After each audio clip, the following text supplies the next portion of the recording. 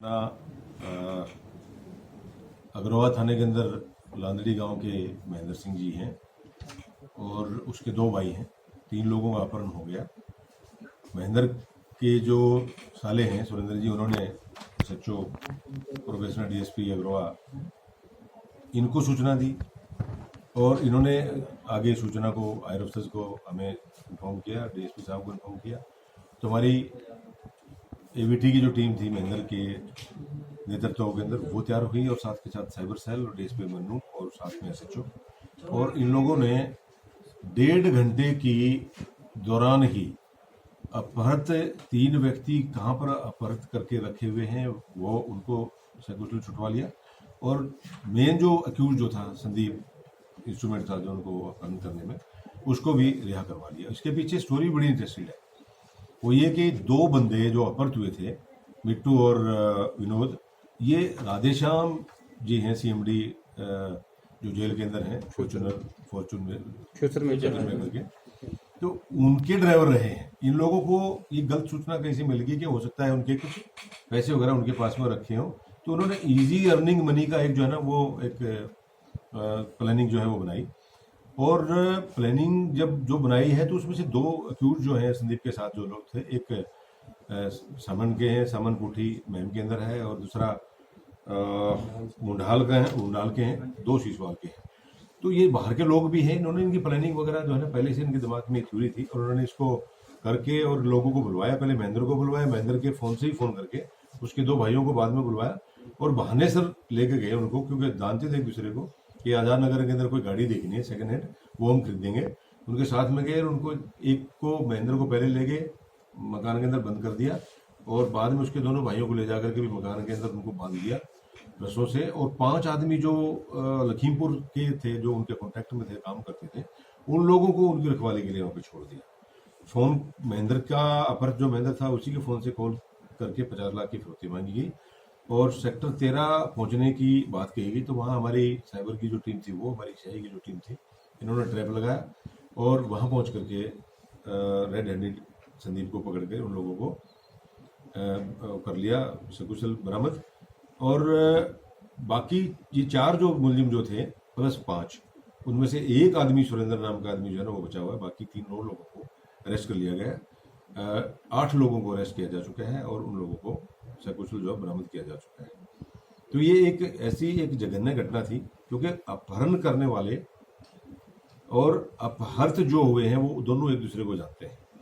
अगर पैसा मिलता तो भी वो उनको सामने नहीं आने दे सकते थे, एप्रीहेंशन थी, और पैसा ना भी मिलता तो भी वो उनको सामने नहीं आने दे सकते थे। तो वो बहुत बड़ा जघन्य कांड होने वाला था। हो सकता था इन लोगों की साथ बहुत बड़ी कोई घटना हो जाती, इनकी हत्या भी कर दी जाती।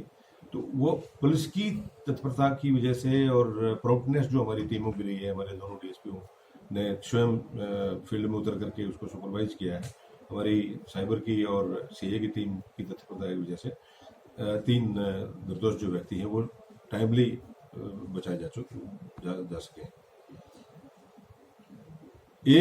आज की एक और घटना मैं आपसे शेयर करना चाहता हूँ कि आदमपुर पुलिस स्टेशन के अंदर भाना गांव है। भाना गांव के अंदर HDFC बैंक है, उसकी शाखा है, और उस HDFC की शाखा के अंदर डकैती की प्लानिंग के साथ में 3 बंदे गए। एक बंदे ने मैनेजर के सिर पे पिस्टल लगा दी और बैंक लूटने का जो केस वहां पे था उनका वो प्रयास कर रहे थे। हलचल थोड़ी हुई तो मिसफायर हो गया, पब्लिक ने शोर मचाया तो उन लोगों ने भागने का प्रयास किया। एक बहुत ही अच्छी बात ये थी कि जो मैनेजर जो थे बैंक के, उनके पास एसएचओ का डायरेक्ट नंबर था। उन्होंने एसएचओ को डायरेक्ट फ़ोन किया। इमीडिएटली एसएचओ जो है अपनी टीम को लेकर के वहाँ पहुंचे और जब तक वो लोग भी बाहर निकल चुके थे, हॉट चेज जब हो रही थी क्रिमिनल्स की, तो उसी वक्त डिसबैलेंस भय के कारण जो क्रिमिनल जो थे उनकी मोटरसाइकिल हो गई, पर उससे पहले वो गांव से बाहर निकल चुके थे और खेतों के अंदर भाग करके छुप गए।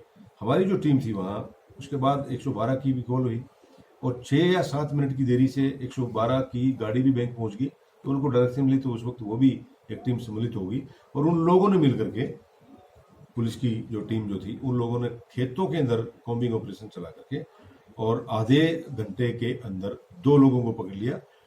एग्जैक्टली उस वक्त जो है ये संख्या 3 है या 2 है, बड़ी डाउटफुल सी आ रही, बट पूछताछ के पता लगा कि एक और आदमी था जो उस वक्त खेतों के अंदर छुपते छुपाते वहां से बचने में कामयाब हो गया है।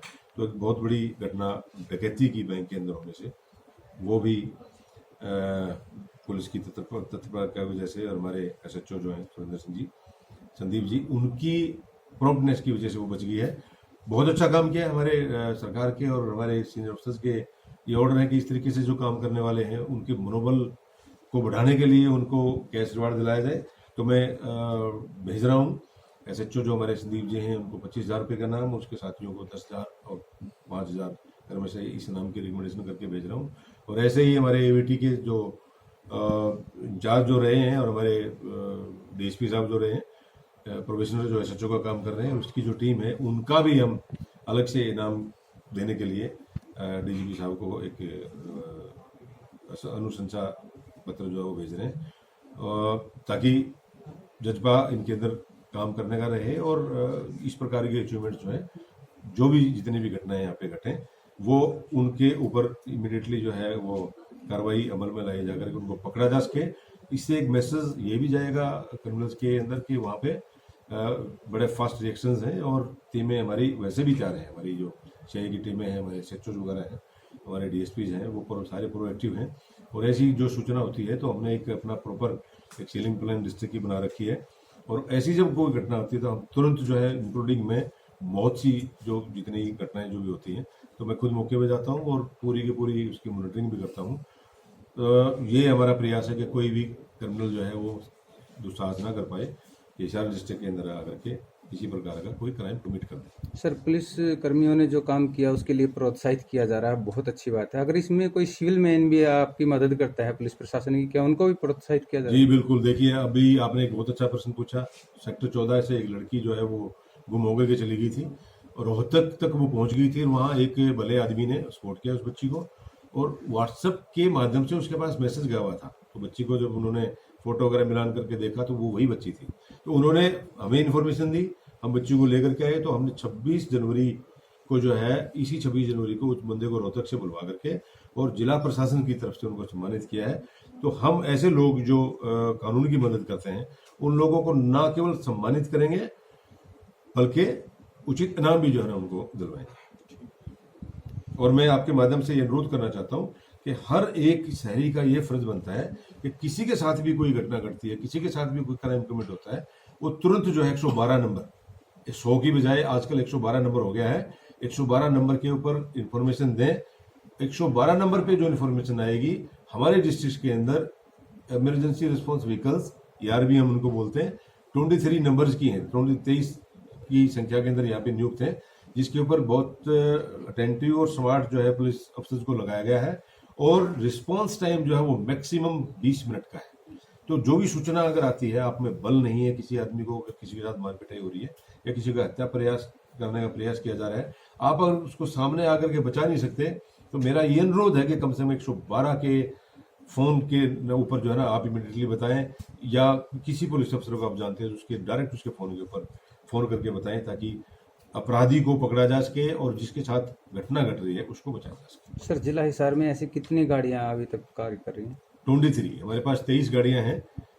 हर पुलिस स्टेशन के 2 हैं, सदर के अंदर, STM के अंदर, और बरवाला के अंदर 3 हमारी गाड़ियां वहाँ पे काम कर रही हैं। टोटल मिला के 23 गाड़ियां हमारे पास में बिल्कुल नई इनोवा गाड़ियां हैं, और वो गाड़ियां उनके अंदर पूरी फैसिलिटीज हैं।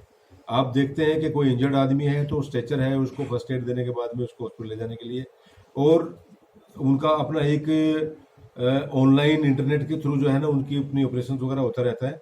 जो कॉलर जो है वो कॉलर के बारे में इंफॉर्मेशन भी दी जाती है, और क्या सूचना दी है उसकी ऑडियो भी भेजी जाती है, ताकि वो 20 मिनट का 15 मिनट का जो टाइम है, जब तक जो रिस्पॉन्ड कर रहा है ERV का इंचार्ज, उसको पता लग जाए कि माजरा क्या है, और वो कंसर्न SHO को बता दे, ताकि इमीडिएटली IO और SHO वो पहुंच करके और उसके ऊपर संज्ञान लेकर के आगे त्वरित कानूनी कार्रवाई करते हैं। 112 की जो सेवाएं हैं वो 24 घंटे उपलब्ध है जी, 24 आवर्स अवेलेबल हैं, और 24 घंटे के अंदर वही फुर्ती और स्फूर्ति उनके अंदर होती है। जो आप जिस वक्त भी कॉल करते हैं, इमिडिएटली वो गाड़ियाँ वहाँ पे पहुँचती हैं, वो लोगों के लिए हैं। और इस तरीके की वो सेवा है जिस तरीके की एम्बुलेंस की सेवा होती है। जिस तरीके से एम्बुलेंस के लिए फ़ोन आता है और एम्बुलेंस इमिडिएटली जाकर रेस्क्यू के लिए पहुंचती है, तो बेसिकली ये जो भी जिसके साथ घटना होती है तो उस कॉल को अटेंड करके और उस घटना की जगह पे पहुंचते उसको अटेंड करते हैं।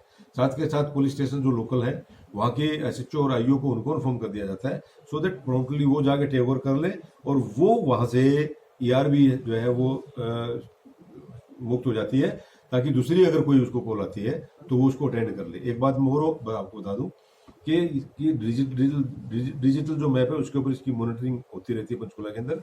और ये नहीं है कि सदर पुलिस स्टेशन की अगर कहीं पे गाड़ी गई हुई है और कॉल अगर आ गई है एचटीएम थाने की या एसएचओ सिटी के एरिया की अगर आ गई है कॉल, तो जो नियरेस्ट स्पॉट होती है ईआरबी वो उसको इन्फॉर्मेशन देते हैं और वो गाड़ी वहां जाकर के रिस्पॉन्ड करती है और जो इमीडिएटली जो हेल्प जो होती है उनको प्रोवाइड करती है। तो सीमाओं से बंधी हुई नहीं है, सीमाओं से बंधी हुई नहीं है ये गाड़ियां। इनकी लोकेशन वगैरह आती रहती है, जहां से कॉलर ने कॉल की है उसके नियरेस्ट जो गाड़ी होती है वो इमीडिएटली वहां जाकर रिस्पॉन्ड करती है और उसके बाद हमारा जो पुलिस स्टेशन है वो एक्टिव हो जाता है उसके ऊपर त्वरित कार्रवाई के लिए। तो मैं आपके माध्यम से एक चीज ये बताना चाहता हूँ कि ये पब्लिक की सेवा के लिए है, पब्लिक के लिए है। कोई भी दूसरा काम इनके अंदर जो स्टाफ लगा हुआ है, ये जो गाड़ियां लगी हुई किसी दूसरे काम में नहीं ले जाती।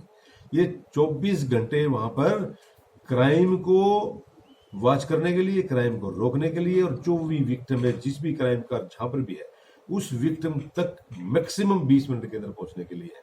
तो इनको भी मेरा अनुरोध आपसे, पब्लिक से, ये आपके माध्यम से, कि इनको भी उसी नजर से देखा जाए और वही इनको महत्व दिया जाए जिस तरीके से एम्बुलेंस की जो सेवा है। जब एम्बुलेंस के लिए या फायर ब्रिगेड के लिए जो कॉल करते हैं तो हम लोग उसको रास्ता देते हैं, एम्बुलेंस को, फायर ब्रिगेड को रास्ता देते हैं, उन लोगों को कोऑपरेट करते हैं, उनको घटना के बारे में और उस घटना की जो दिशा होती है वो वहाँ की सूचना देते हैं। तो उसी भावना के साथ इनको देखा जाए और उसी भावना के साथ होकर के इन लोगों को सपोर्ट करें, ताकि बहुत बड़ा गवर्नमेंट का